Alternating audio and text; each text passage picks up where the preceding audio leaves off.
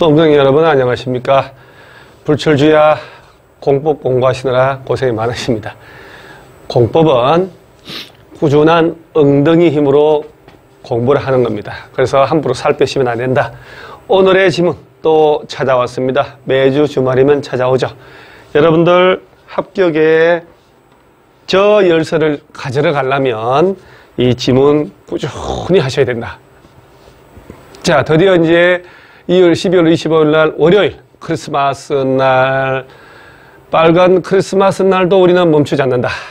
자, 이게 지정권자가 6개 시장 운수가 나오는데, 특별시, 광역시, 세종시, 제주도 시장 운수는 주거, 상업, 공업지역, 주상공에서 개발행위로 인하여 시설의 처리, 공급, 수용 능력이 부족할 것으로 예상된다.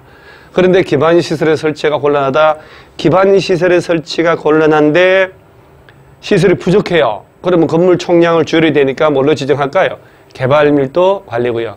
자, 이거 못 외우는 사람들도 많습니다. 여러분, 통렬한 자기 반성을 한번 해보셔야 됩니다. 내가 저런 용어도 안 외우고 있구나. 그런데 내가 점수를 나와야 되나. 이렇게 용어부터 외우세요. 밑바닥부터.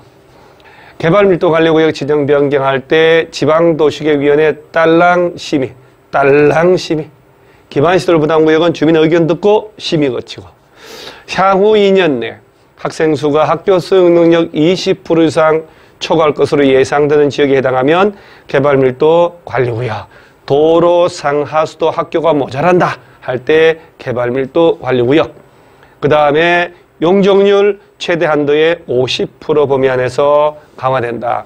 자, 이 정도 지문조차도 내가 술술술 못 외우는데 점수를 내가 막 7점 나오고 싶다. 이런 걸 어불성설이다. 아주 쉬운 이런 것부터 내 걸로 탁탁 만들어 놓으셔야 됩니다. 화요일 거 가볼까요?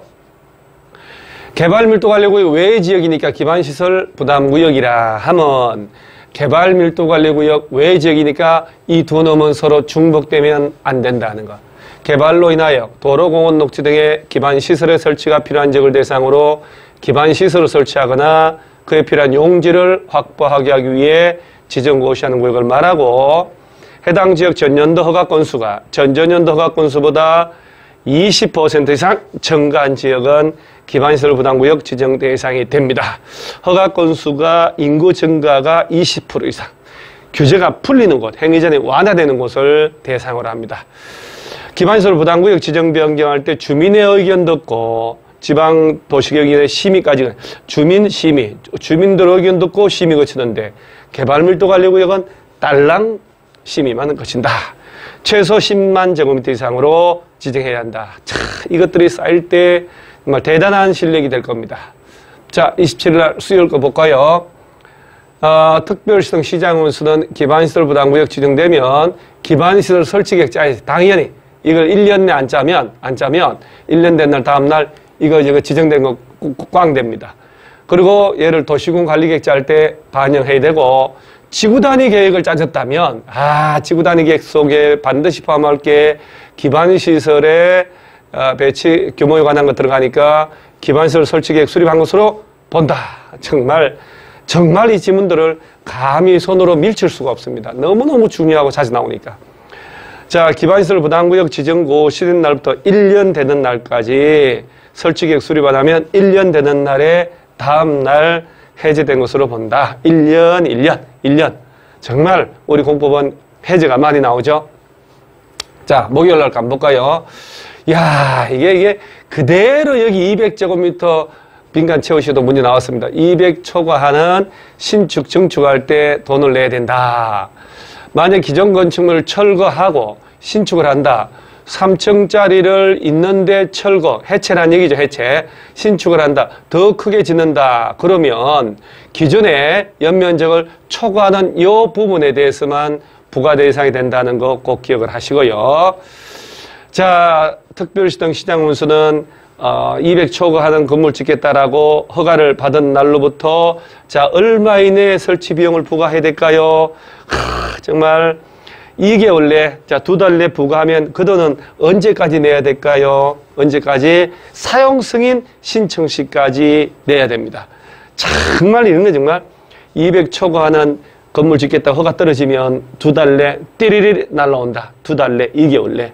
그럼 이걸 가지고 욱하고 내지 말고 가지고 있다가 다 짓고 사용 승인 신청할 때까지만 내면 된다. 이렇게 꼭 정리를 해 놓으세요. 자, 그럼 이렇게 볼까요, 이제? 도시개발구역 지정을 원래가 이제부터 개발법 들어가죠. 시도지사나 대도시시장이 하는데, 공공기관, 정부 출연기관장이 30만 제곱미터 이상으로 직접 제한하면 국토교통부 장관이 지정할 수 있다.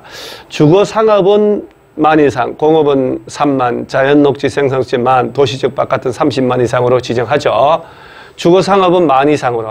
정말 저런 지문들 반드시 입으로 떠들어 놓으셔야 돼요. 떠드는 걸 아껴서 어디다 쓰겠습니까? 그게 뭐 보약이 되겠습니까? 뭐 되겠습니까? 자꾸 떠들면서 자격증 따십시다. 국가, 지자체, 도시개발 조합을 제외한 나머지 시행자가 시군구에 가서 지정해달라고 제안합니다. 조합은 제안을 못한다. 왜? 구역 지정하고 조합을 만들기 때문에.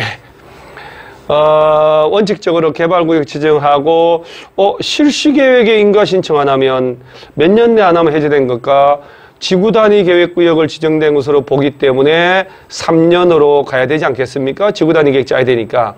실시계획을 담아가지고 3년 되는 날까지 실시계획 인가 신청 안 하면 3년 되는 날에 다음날 해제된 것으로 본다. 정말 우리 공법 몇 년 많습니다. 입이 최고입니다. 자, 여기까지가 우리가 이제 금요일까지 일주일 더 했죠. 이제 개발법 나오는 거예요. 이제 다음 주부터 또 개발법 뒤에 쫙 들어가고 도시정비법까지 들어갑니다. 일주일치 딱 모아가지고 소리 내서 5분만 읽으세요. 계속 반복하시면 됩니다. 고객 중에서는 부천 방문각이 가장 오래된 전통을 자랑합니다. 합격률도 엄청 높고, 그래서 발만 디디면 거의 뭐 합격한다 보고, 최선을 다해서 모두 자격증 따는데 아주 그냥 있는 힘을 다해서 추위를 극복하고 감기 조심하시고요. 매일매일 복습하시기 바랍니다. 자, 화이팅! 수고하셨습니다.